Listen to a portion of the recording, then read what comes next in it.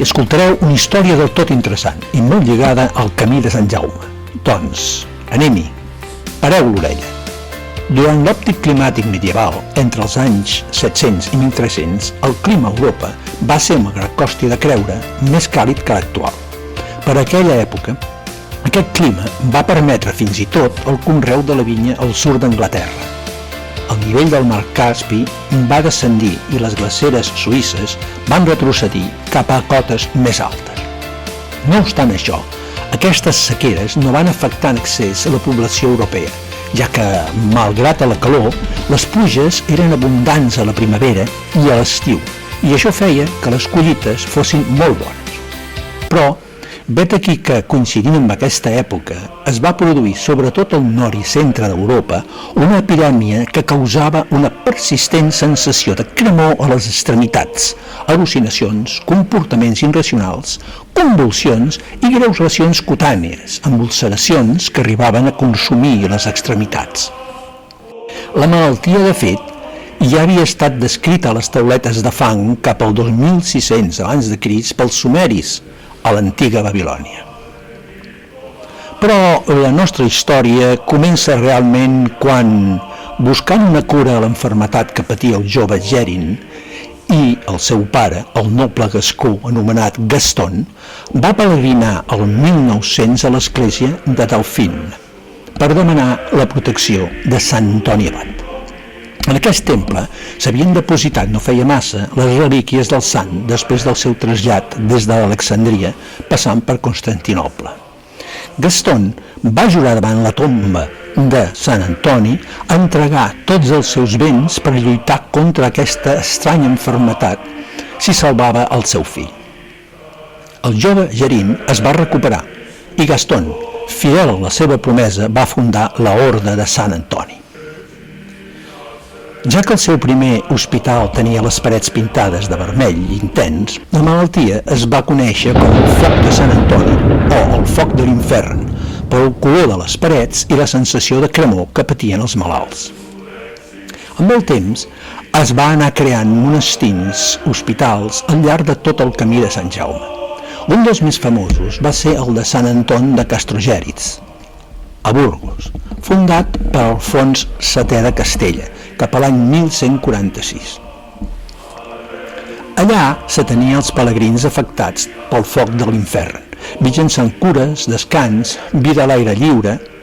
Recordeu que les ciutats medievals eren insalubles i eren un focus de malalties. També una alimentació sana que incloïa pa elaborat pels monjos amb blat cardial.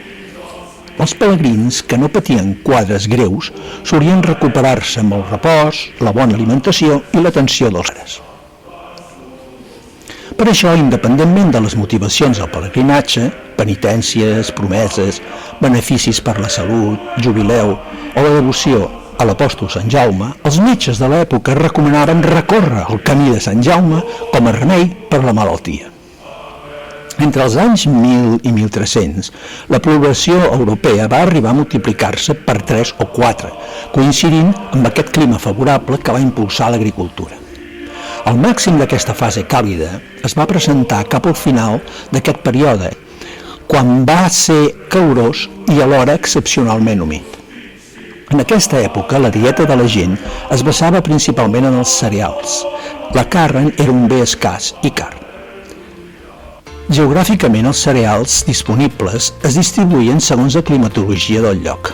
Així, al nord i centre d'Europa predominava el cultiu de sègol, ja que eren terres humides, mal drenades i de clima templat.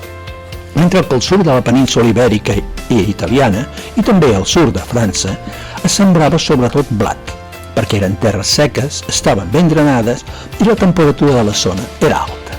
Mentre que al nord de França i al sud d'Anglaterra s'hi podia cultivar-se tant blat com ordi. A diferència del nord i centre d'Europa, a la península ibèrica, el sègol amb prou feines estava present, conreant-se més aviat per zones de l'actual Galícia, Lleó, Astúries i també zones muntanyoses de Castella. A les planes centrals i al sud predominaven el blat i l'ordi. Posteriorment, al cap dels anys, es va descobrir que tot aquest enrenou no era més ni menys que un diminut fong paràsit dels cereals, el sègol banyut, en castellà cornezuelo de centeno.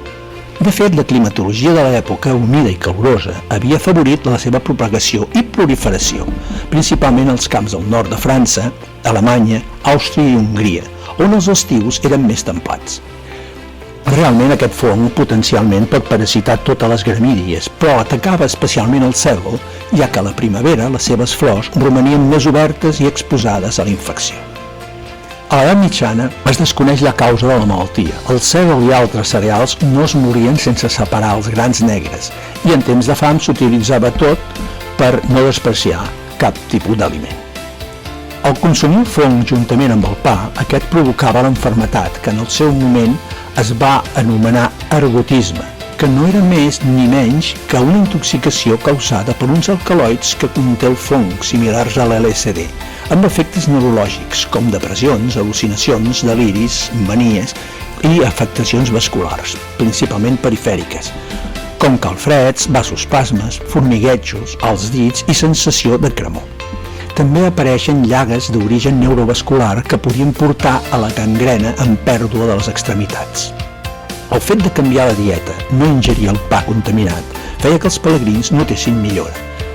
Així, els pelegrins malalts arribaven a terres de la península, en les que el pa no es feia habitualment amb farina de sègol. Ingressats a l'hospital o durant el seu pelegrinatge anaven millorant i tornaven a casa millorats.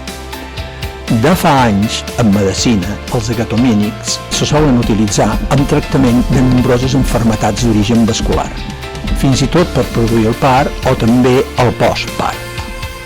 Gràcies per escoltar-nos i fins al proper episodi. No us el perdeu!